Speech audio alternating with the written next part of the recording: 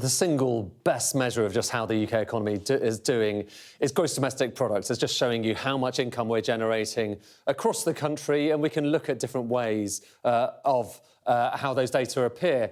Most economists thought that GDP was going to shrink in the final quarter of last year, but actually you can see there it grew by 0.1%. Obviously, it's still relatively weak growth, but it's nothing like the negative quarters of contraction that you had only about this time last year.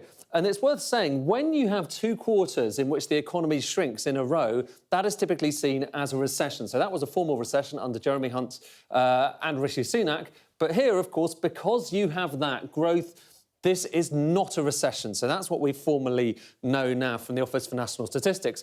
But here's what you need to be aware of. These bars here are showing you how much extra money has been generated across the economy as a whole. However, over that period, the population has grown, largely thanks to immigration. So when you divide these bars by head of the population, have a look at this. Look, keep an eye in particular on that red bar. We're going to do GDP by head instead.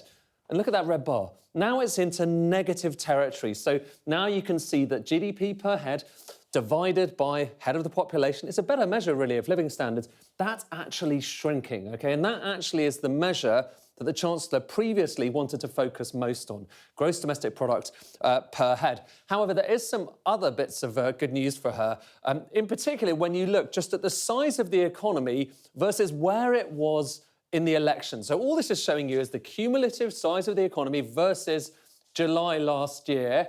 And you can see that as of December, it's up by 0.4 percentage points. So it is actually growing. It's not stagnating, which is what it looked like beforehand.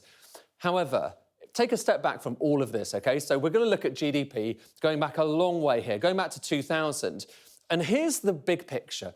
Back in 2008, it looked like growth was getting bigger and bigger and bigger, and we were getting better off. But in fact, then the financial crisis happened, and not only did GDP fall, but it just didn't grow as fast. You had all of this lost ground afterwards. Then the pandemic hit. It looked like growth was going there, but in fact, it went down. And again, it never quite recovered to where it was on before, the pre-crisis trend, or indeed the pre-2008 trend. And when you're looking at the difference between that line and this line, it is 23% smaller. In other words, we are 23% worse off than we would have been had it kept on growing. And that's a big part of the explanation for why there is so much disappointment in the economy. And these numbers, these latest numbers we've got today, they really don't change the big picture, which is the economy has essentially been flatlining for quite some time. And it doesn't look like anything on that front is really changing.